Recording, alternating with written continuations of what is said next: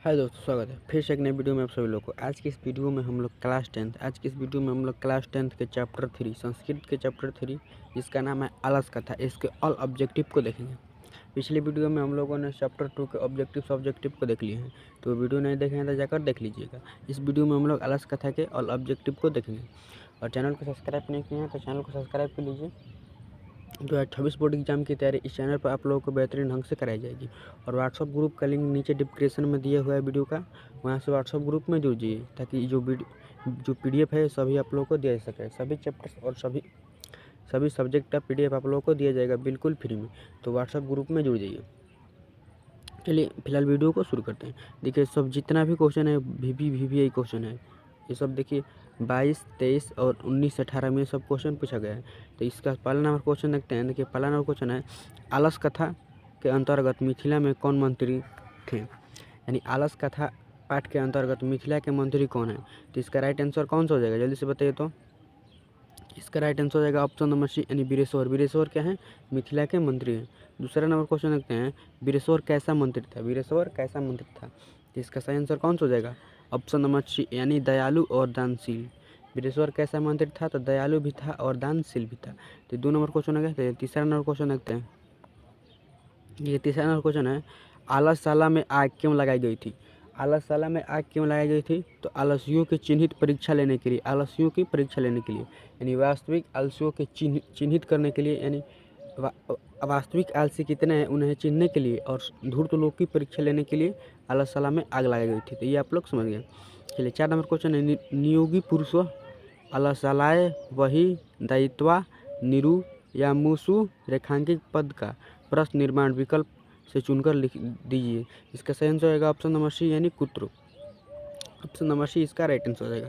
चलिए 5 number question देखते हैं। 5 नंबर क्वेश्चन है, अहे बचाल कति बचानी वक्तु शकुंठी किस आलसी का कथन है। देखिए जब आलसशाला में आग लगा था तो चारों आलसी आपस में बात कर रहे थे। तो पहला आलसी ने कहा कि अरे यह कैसा कोलाहल है। तो दूसरे आलसी ने कहा कि लगता है इस घर में आग लगी है। तो तीसरे आलसी कहता है कि कोई ऐसा धार्मिक व्यक्ति नहीं है जो हमारे ऊपर जल से भींजा हुआ चटाई उड़ा दे ताकि आग हमारे पास आते आते बच जाए। तो चौथा आलसी क्या कहता है, अरे बचाल क्यों बकबक करते हो, चुप क्यों नहीं रहते हो, कैसे वचन तुम बोल सकते हो। तो इसका राइट आंसर कौन सा हो जाएगा, ऑप्शन नंबर सी, चौथे आलसी ने कहा। तो 5 नंबर क्वेश्चन है। 6 नंबर क्वेश्चन देखते हैं। 6 नंबर क्वेश्चन है, आलस कथा के लेखक कौन है। आलस कथा पाठ के लेखक कौन है, तो विद्यापति। ऑप्शन नंबर बी इसका राइट आंसर हो जाएगा। आलस कथा पाठ के लेखक कौन है, विद्यापति। 7वां नंबर क्वेश्चन है, घर में लगी आग को देखकर कौन लोग पलायन हो गए। घर में जब आग लगाया गया था, आलसशाला में आग लगाया गया तो कौन लोग पलायन हो गए, तो ऑप्शन नंबर डी इसका राइट आंसर हो जाएगा, धूर्त लोग। धूर्त लोग सभी भाग गए। 8वां नंबर क्वेश्चन है, आलस कथा पाठ किस ग्रंथ से संकलित है। जो आलस कथा पाठ है वह किस ग्रंथ से लिया गया है। इसका सही आंसर होगा ऑप्शन नंबर बी, यानी पुरुष परीक्षा नामक ग्रंथ से लिया गया है। आलस कथा पाठ कहाँ से लिया गया है, तो पुरुष परीक्षा नामक ग्रंथ से लिया गया है।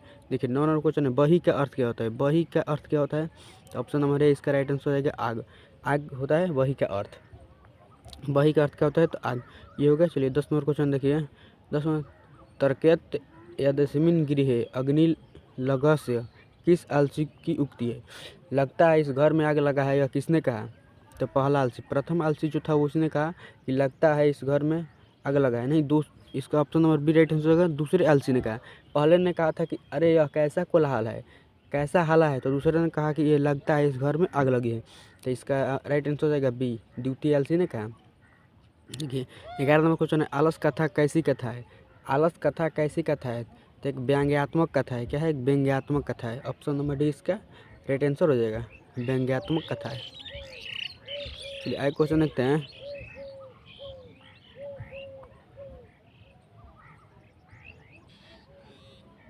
देखिए 12 नंबर क्वेश्चन है, मैथिली भाषा के कवि कौन है। मैथिली भाषा के कवि कौन है, तो इसका राइट आंसर हो जाएगा ऑप्शन नंबर बी, यानी विद्यापति। विद्यापति किस भाषा के कवि हैं, तो मैथिली भाषा के कवि हैं। 13 नंबर क्वेश्चन है, पतिरे गति बाला नाम जननी गति। पतिरे गति बालना नाम जननी गति। तो इसका राइट आंसर हो जाएगा option number C, option number C, स्त्री रमा। जो डॉट डॉट खाली स्थान है इसमें क्या भरा जाएगा, तो स्त्री रमा भरा जाएगा। देखिए पतिरे गति स्त्री रमा बालना बालना नाम जननी गति, यानी जो पति होते हैं वो स्त्रियों का गति होते हैं, और जो बच्चे होते हैं बच्चों का गति कौन होता है? जननी अर्थात माता उसकी। ये 13 नंबर क्वेश्चन हो गया। चलिए 14 नंबर क्वेश्चन है, आलस कथा में आग किसने लगाई? आलस कथा में आग किसने लगाई थी? तो आलसशाला के कर्मचारियों ने, आलसशाला के कर्मचारियों ने आग लगाई थी। 15 नंबर क्वेश्चन, आलसशाला में आग कब लगाई गई थी? आलसशाला में आग कब लगाई गई थी?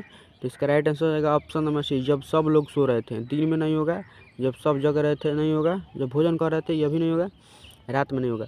ऑप्शन नंबर सी इसका राइट आंसर हो जाएगा, जब सब सो रहे थे तो आलसशाला में आग लगाई गई थी। आगे देखते हैं क्वेश्चन।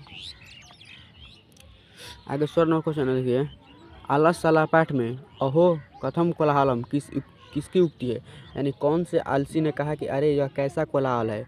तो पहला आलसी ने कहा अरे यह कैसा कोलाहल है। 17 नंबर क्वेश्चन है, कॉपी तथा धार्मिक नास्ति कटवास्तम आपाविणुति किसने कहा? यानी कोई ऐसा धार्मिक व्यक्ति नहीं है जो हमारे ऊपर जल से भिंजी हुई चटाई को उड़ा दे ताकि आग हमारे पास आते आते बच जाए। यह किसने कहा था? तीसरे आलसी ने यह कहा था। यह उक्ति तीसरे आलसी की है।